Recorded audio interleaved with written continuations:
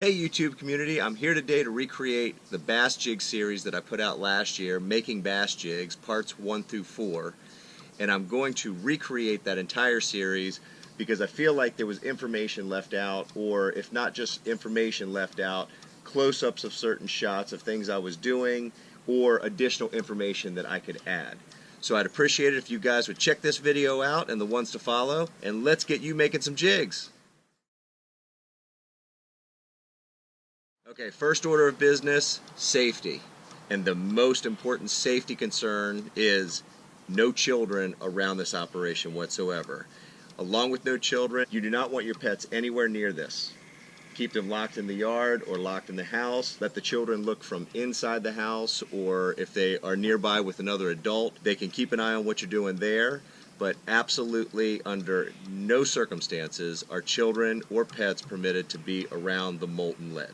So one other critical safety issue, water. You do not want water in contact with molten lead. You will absolutely pay for it. It will splatter, it'll get on you, it'll get on your skin, it will burn you, it could cause permanent injury. You want to be very, very careful where you set up to pour. You don't want to pour where there's going to be any gutters or anything that water could drip off of, any trees that have dew on top of them that it could drip into the pot. You don't want to be anywhere near an air conditioner unit that has condensation that might be dripping down and splashing and would get in the pot. If water gets in contact with the molten lead, it's going to splatter and it's going to injure you. So you cannot have water or any source of water anywhere near the lead. Third safety issue, ventilation. Ventilation probably should have been the first safety issue, but I got to look out for those children and pets. Never, ever, ever pour lead inside. Do not do it. You are asking for a real health problem for yourself that could also lead to death. Do not pour lead inside, ever. If you do pour in an area that maybe has a little roof or like a carport or something like that, just make sure it's well ventilated. It's critical that you do not inhale the fumes from the lead. It's extraordinarily poisonous. Always have safety glasses and use them. You want to keep gloves on hand if you have them. I actually traveled here today without my gloves, and I should be scolded for that, but I have done this hundreds and hundreds of times. It does not excuse me not using gloves, and I expect to get some heat on that. Safety glasses and gloves are extraordinarily important. Okay, to start off, I am using a Do It Arky Style TK jig mold, and the TK stands for Trocar, which is a specific brand of hooks. But what I have done is I have modified it. I have actually taken a Dremel tool and a drill bit, and I have drilled out where the base pins are a little larger diameter, and I'll explain that in a second, and also taken the Dremel with a grinder and just knocked down the area where the eye is here a little bit so I can put in a Gamakatsu 291 hook. So what you have here is the mold opened up, and I'm going to show you where the base pins go. The base pins go in a predetermined location right there. They're all set up for it. And the base pins, when you pour the lead, the base pins actually stick inside the head. So when you pop the jig head out of the mold, you then take the base pins out of the heads, and it leaves a space in there for you to glue the weed guards in after the heads have been painted. One other thing I have is Teflon pins that I've used, and you'll see that in my older videos. The Teflon pins are really nice to use, as you can take those, leave them in place, and you can paint the jig heads with the Teflon pins in the jig heads, and the Teflon pins take the paint on, but you can pull them out and clean them off after the fact and reuse them over and over and over and over, and that's a nice option to have. But I'll explain now what I did to my mold and why. What ended up happening was, when I paint the jig heads, I had a hard time figuring out how to paint the jig heads with either a base pin in place or the Teflon pins in place, and when you would pull them off, sometimes the paint would crack, and it was just a real hassle. So what I wanted to do was just paint the heads without anything attached to them, and I learned about 15 years ago that I could take a 9/64 drill bit and I could drill each individual jig out after the fact. That's what I did for the longest time. I have drilled out thousands upon thousands of jig heads after they have been poured to a 9/64 diameter. So once I dip them in the paint, the cavity for the weed guard fills up a little bit with that powder, and it brings it back to 1/8 of an inch, and then the weed guards go in there perfectly. After having done that so many thousands of times and scratching my head, I thought, you know, how can I find a remedy for this? So I took a 9/64 drill bit and I drilled them out myself. And the way I did that is I closed the mold and held it very tightly. And I don't have a machine shop, so I'm not able to do this under any sort of a controlled environment, but was able to actually drill into each of the 3 slots for the base pins. What I did is I just laid the drill bit in here till it got into where the actual head was, and then I just taped the drill bit off, so when I ran it in there, I would stop at a certain point and not run the drill bit too far and hit the back of the head inside the mold. So I drilled it out with a 9/64 drill bit.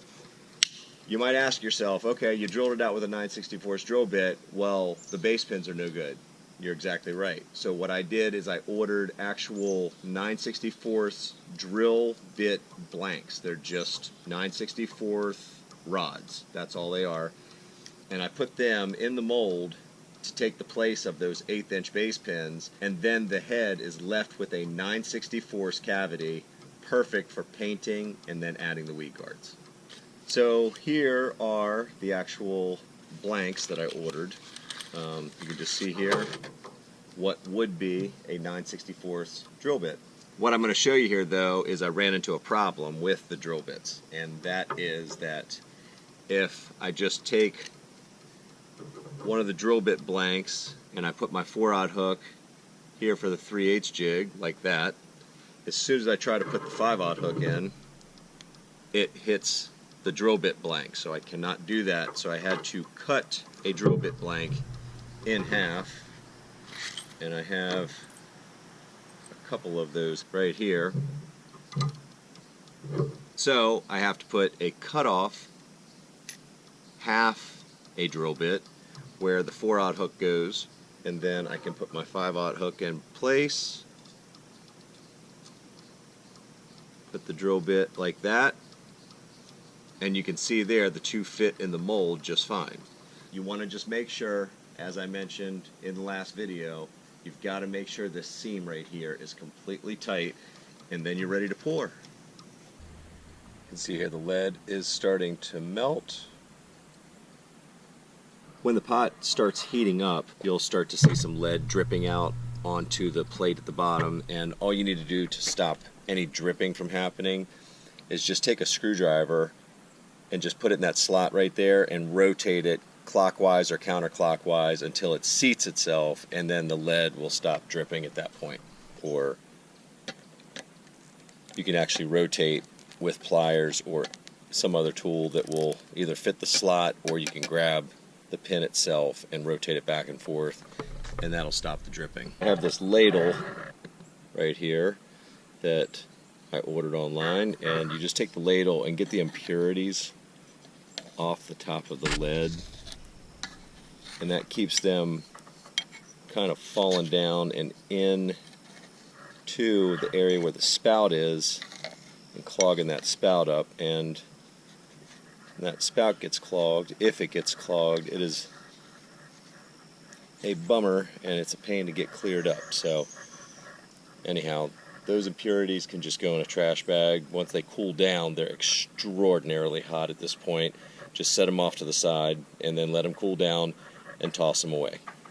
And just to give you an example of how hot this lead is, once it's heated up, I'm going to take a 1/2 pound ingot and place it in here, and this will be literally liquid within seconds. So I'm going to do a second one here as well, and when it goes in, liquid immediately. It's extraordinarily hot. So I also want to mention that with those impurities that I peeled out of there, that occasionally those impurities do fall down in and they get in the spout that the lead comes out of.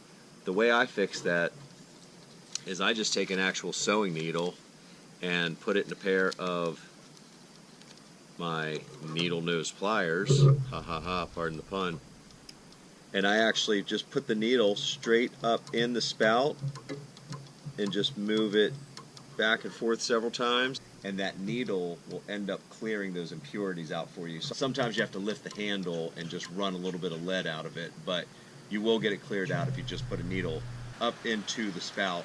That'll clear it out for you. Okay, so what I'm going to do now is I'm going to take the actual mold, set it on top of the pot, which is already hot, and I'm just going to let that sit there for a little bit so it heats up. While the mold is warming up, I'm going to show you some of the supplies that I have, as well as some of the other molds that I have. So first of all, I have Gamakatsu 291 style hooks, and these are the 4/0. I have 100 of those guys, and then I have 100 of the 5/0. I will actually pour a 4 and a 5 together on every pour, so it's 100 times through. You do need to set some time aside, but if you have the time, this is a very enjoyable experience, and I absolutely love it. I mentioned that in my last video. I could literally do this all day long without getting tired of it. I also have a pair of what's called gate shears, and they're just extremely sharp little pliers, and what you can do with these is you can get really close to the lead head after you've poured it, and you can clip the sprue or the overpour off the top of the lead head, and then that allows you to take that, throw it back in the pot, and keep on reusing. One of the first molds that I started using is just the standard Do-It bass jig mold. I have poured, I cannot even tell you how many thousands of jigs with this mold, and this sucker is held up. It's still in awesome shape, so Do-It does a heck of a job with their molds. They do an outstanding job. I've also got their, let's see, which one is this? This is the Flat Eye Finesse jig. This is a Do-It Flat Eye Finesse jig, and this jig as well. Thousands, and this thing basically looks like brand new. And on this third one, you're going to see that it's all black on the inside, and it's been recommended that you do what's called smoking the mold. You take a candle and you get soot. You just hold a candle and just get soot all over the mold, and that is supposed to keep the lead from sticking to the inside of the mold when you open the mold up.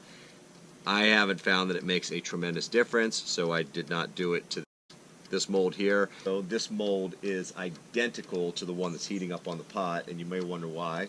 I actually, when I use my Dremel tool, I cut the little pieces down, or I cut the spots down inside the eyes of the hooks too shallow, and so when I was pouring, it would fill the eyes of the hooks up, and it pretty much, I destroyed the mold. That's pretty much what it comes down to. A couple of other tools that I'll show you after we start pouring is a file. You're gonna need a file on hand. So once you do cut that sprue off the top with the gate shears, or your choice of pliers, you can use wire cutters, you can use, there's a pair of Channel Lock model 911 you can see on my last video. They are incredibly precise, but they're just a big pair of pliers. So I did not enjoy using them as much as these guys. I can just go through them real quick when I cut the sprues off with those. Alright, time to put the safety glasses on and let's get pouring. Now when you take the mold off of the lead pot and you put your hooks in, sometimes you might find that your first pour or two doesn't go very well, and that's just fine. You just simply take your pair of gate shears, or you take a pair of wire cutters, or whatever pliers you're using that you can cut the lead off with, and just clip the lead off of the hooks and just throw it back in the pot, let it melt, and you can re-pour them. It's not a problem whatsoever. I'll show you a close up here of, cut down kind of the side of the hook shank.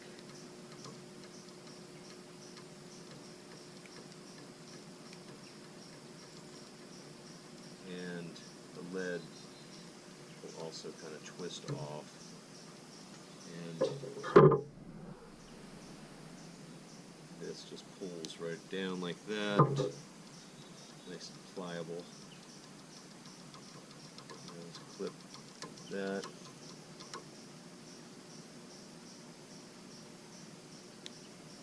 And then just clip this last little bit. You gotta stay off to the side of the hook shank. And that hook is ready to be poured once again. Okay, I've got 2 set up in there and going to close it. Make sure the top seam is completely sealed, and here we go.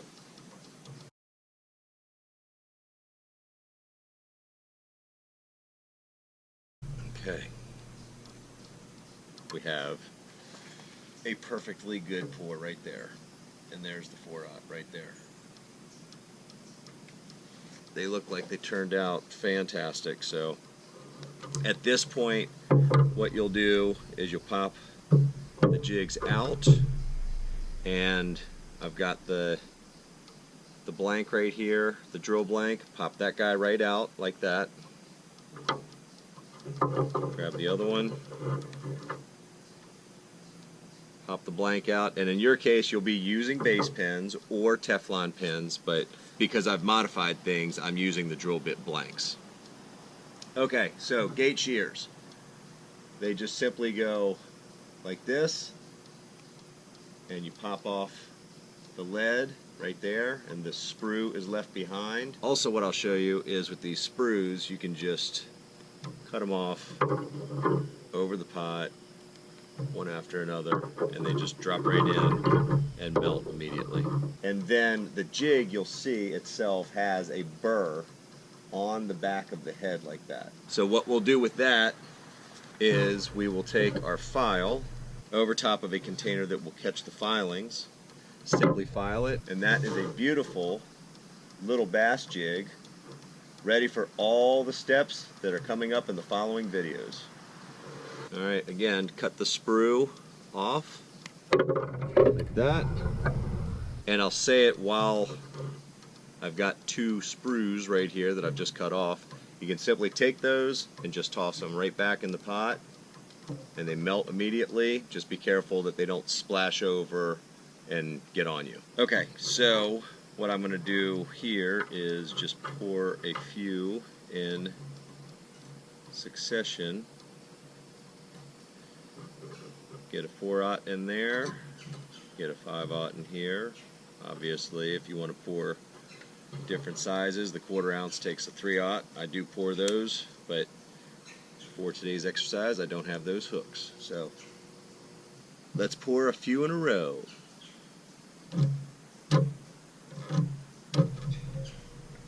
Lead sets up almost right away.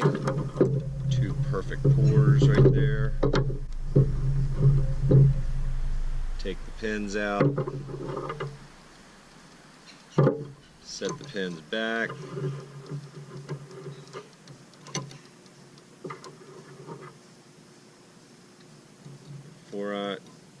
Make sure the pin is touching the hook shank so the hole for the weed guard is deep enough. Close it. Make sure it is sealed.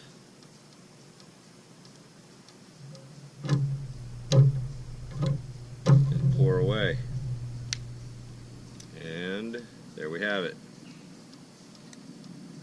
2 more perfectly poured jigs. Do a couple more.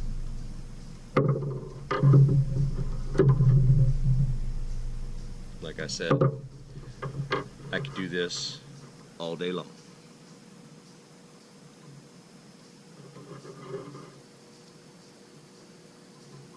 We'll do this set and see how it goes.